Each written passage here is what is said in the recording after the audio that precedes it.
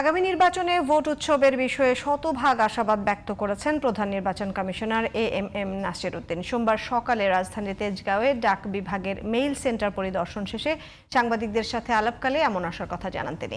এ সময় নির্বাচনে postal ballot নিয়ে সন্তুষ্টি প্রকাশ করেন প্রধান নির্বাচন কমিশনার। আরও জানাচ্ছেন শাহরিয়ার বাঁধন। ত্রয়োদশ জাতীয় সংসদ নির্বাচনের পোস্টাল ব্যালটে ভোট ব্যবস্থার কর্মসূচি সরেজমিনে পরিদর্শন করতে ৪ নির্বাচন কমিশনারকে সাথে নিয়ে সোমবার সকালে তেজগাঁওয়ের ডাক বিভাগের মেইল সেন্টার পরিদর্শন করেন প্রধান নির্বাচন কমিশনার এএমএম নাসির উদ্দিন। পরে সাংবাদিকদের তিনি জানান, রাজনৈতিক দল ও ভোটাররা দেশের মঙ্গল চায় বলেই একটি উৎসবমুখর নির্বাচনের জন্য অপেক্ষায় আছেন তারা। আমরা পুরা দেশবাসী বড় রাজনৈতিক দল সহ সবাই তো ইলেকশন চায়, সবাই দেশের মঙ্গল চায়, ভোটাররাও চায়।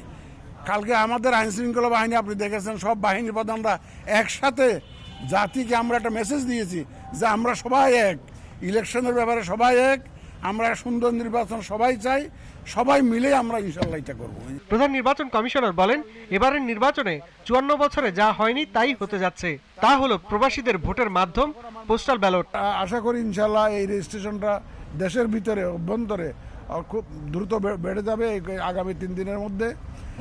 এই প্রথমবারের মতো আমরা যে উদ্যোগটা নিলাম, আমরা আশা করছি এটা একটা সারা বিশ্বে একটা মডেল হয়ে থাকবে। পোস্টাল ব্যালটেও দোষ ত্রুটি এবং বহু চ্যালেঞ্জ আছে, তবে অভিজ্ঞদের সহায়তায় সমাধানের পথও বের করা হয়েছে। সব মিলিয়ে পোস্টাল ব্যালটে ভোটের ব্যবস্থা নিয়ে সন্তুষ্টির কথাও জানান AMM Nasir Uddin. It may be improve letter, যে বছর যত দিন যাবে এটা আরো উন্নত হবে, আমাদের সিস্টেমটা আরো ডেভেলপ করবে। শাহরিয়ার বাঁধন, জিটিভি নিউজ, ঢাকা।